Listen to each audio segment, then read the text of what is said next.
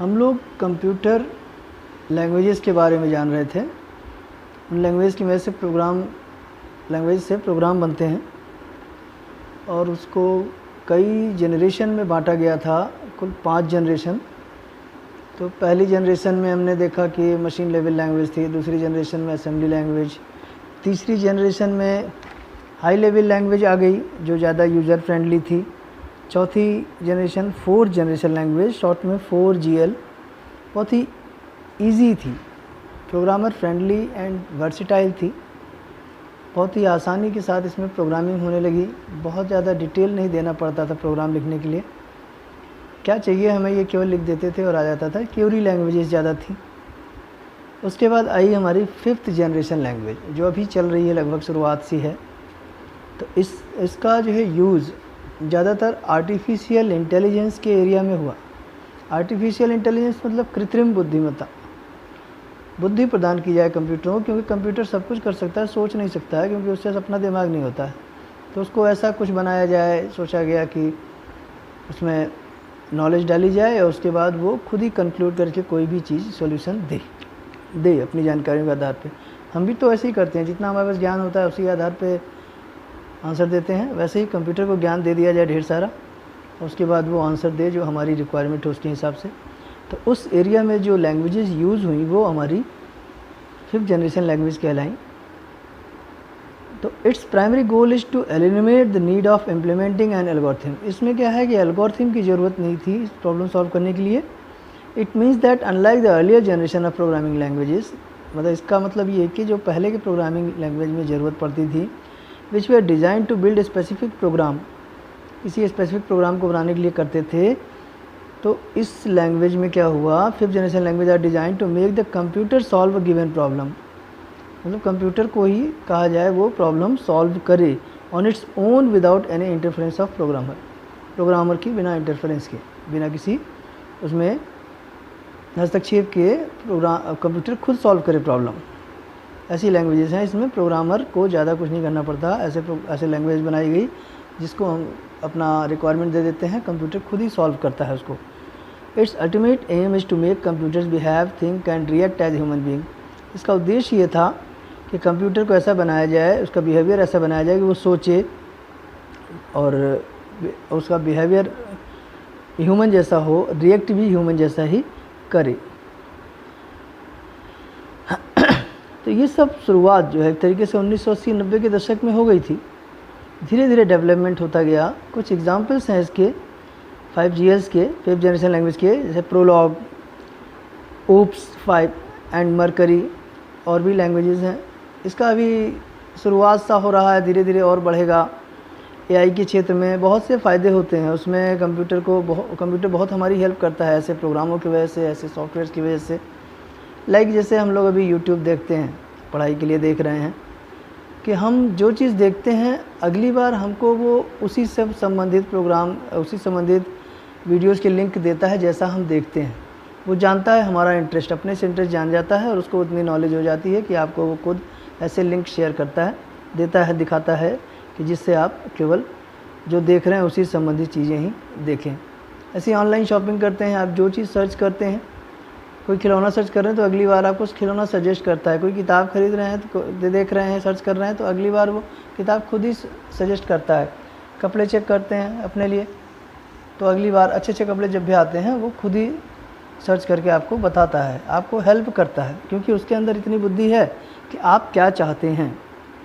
तो ऐसे वो जब AI आर्टिफिशियल इंटेलिजेंस के उसमें कॉन्सेप्ट, उसमें प्रोग्रामिंग की गई है। तो शुरुआत सी है, धीरे धीरे कंप्यूटर बहुत कुछ सोचेगा, समझेगा। अभी एडवांस लेवल पे जब काम करने लगेंगे कंप्यूटर पे, 5th जनरेशन लैंग्वेज और डेवलप होगी तो बहुत से फ़ायदे होंगे। तो जैसा कि हमने देखा कि असेंबली लैंग्वेज के प्रोग्राम को असेंबलर ने बदला मशीन लेवल लैंग्वेज में, हाई लेवल लैंग्वेज के प्रोग्राम को बदला इंटरप्रेटर और कंपाइलर ने। तो ये सब ट्रांसलेटर है, बिना ट्रांसलेटर के हम कन्वर्ट नहीं कर सकते, क्योंकि कंप्यूटर मशीन आज भी मशीन लेवल लैंग्वेज पे ही काम करती है, वही समझती है। तो इसके मतलब ट्रांसलेटर बहुत ज़रूरी है। तो नेक्स्ट टॉपिक है ट्रांसलेटर्स। ट्रांसलेटर और language processor converts the instruction into machine level language to make it a computer understandable language. मतलब ये ट्रांसलेटर हो या इसे लैंग्वेज प्रोसेसर भी कहते हैं, ट्रांसलेटर हो या लैंग्वेज प्रोसेसर, वो इंस्ट्रक्शंस को बदलते हैं मशीन लेवल लैंग्वेज में, converts the instruction into machine level language to make it a computer understandable language.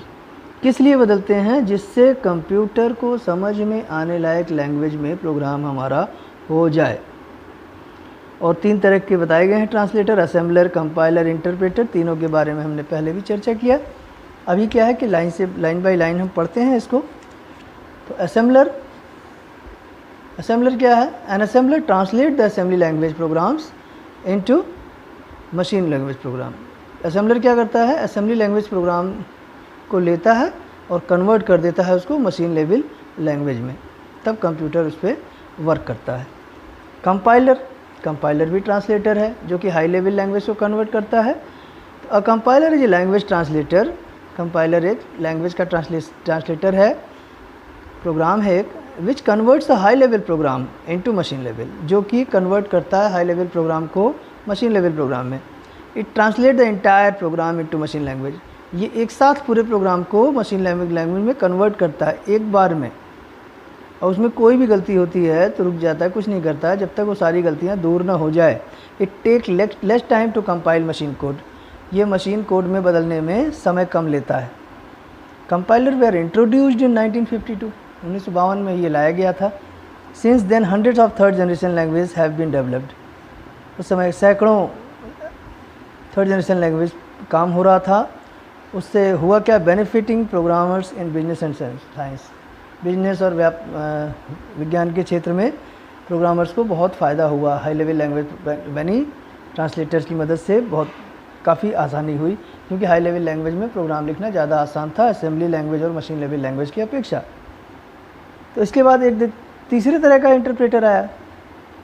ये कंपाइलर की तरह तो नहीं था, लेकिन कंपाइलर वाले काम करता था। क्या करता था? हाई लेवल लैंग्वेज प्रोग्राम को मशीन लेवल लैंग्वेज में बदलता था।